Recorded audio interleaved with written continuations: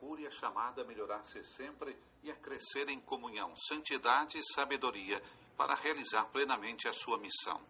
Foi o que disse na manhã desta segunda-feira o Papa Francisco no discurso à Cúria Romana por ocasião dos tradicionais votos de Feliz Natal. Também ela, como todo o corpo, está exposta às doenças, ao mau funcionamento, à enfermidade. O Papa quis então mencionar algumas dessas prováveis doenças. São doenças habituais na nossa vida de cúria, disse, acrescentando. São doenças e tentações que enfraquecem o nosso serviço ao Senhor. Ajuda-nos ao catálogo das doenças, seguindo o caminho dos padres do deserto que faziam esses catálogos, do qual falamos hoje, a nos preparar para o sacramento da reconciliação, que será um bonito passo de todos nós para nos prepararmos para o Natal.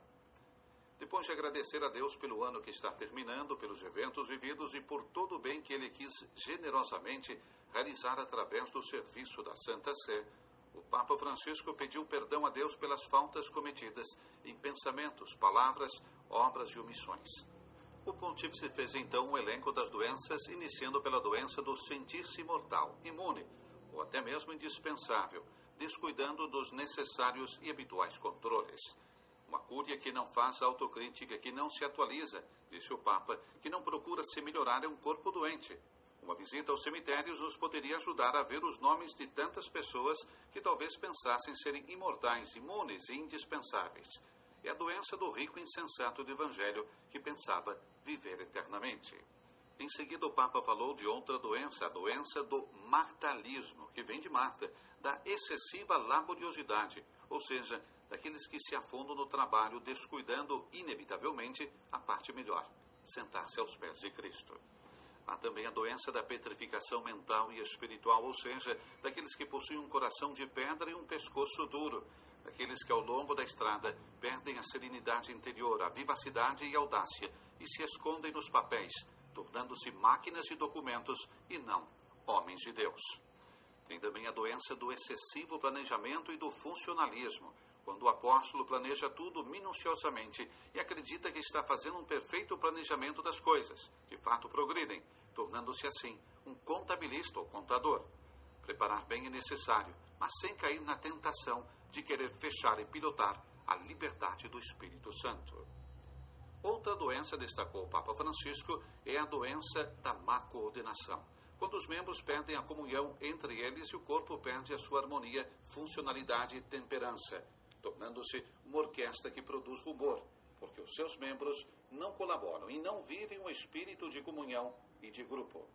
Há também a doença do Alzheimer espiritual, ou seja, esquecer a história da salvação, da história pessoal com o Senhor, do primeiro amor. Trata-se de um declínio progressivo das faculdades espirituais que, em certo intervalo de tempo, causa graves deficiências à pessoa, tornando-a incapaz de realizar atividades autônomas, vivendo em um estado de absoluta dependência de seus horizontes, frequentemente imaginários.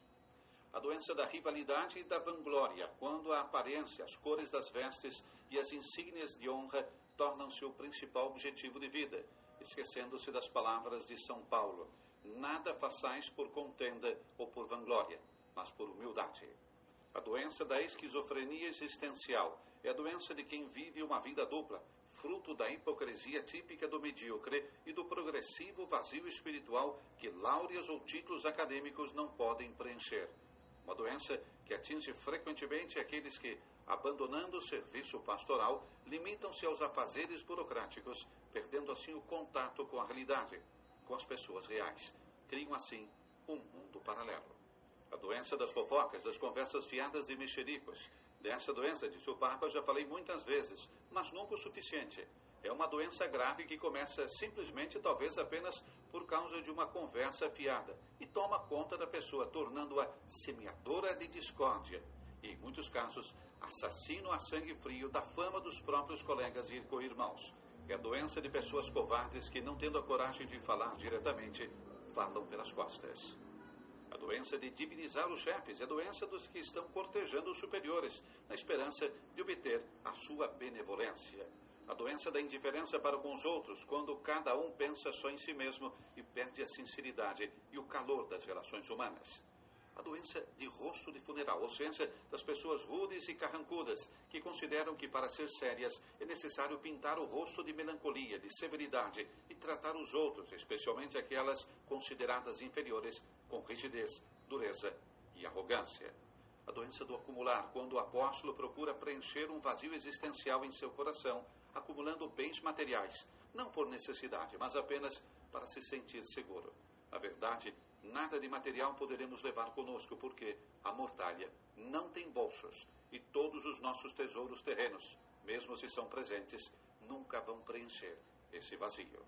A doença dos círculos fechados, onde pertencer a um pequeno grupo torna-se mais forte do que pertencer ao corpo, em algumas situações ao próprio Cristo. Também essa doença começa sempre com boas intenções, mas com o passar do tempo escraviza os membros, tornando-se um câncer que ameaça a harmonia do corpo e causa tanto mal, escândalos, especialmente aos nossos irmãos menores. E a última, a doença do lucro mundano, dos exibicionismos, quando o apóstolo transforma o seu serviço em poder e o seu poder em uma mercadoria para obter lucros mundanos ou mais poderes. É a doença das pessoas que procuram insaciavelmente multiplicar poderes e, para este fim, são capazes de caluniar, de difamar e desacreditar os outros, até mesmo nos jornais e revistas.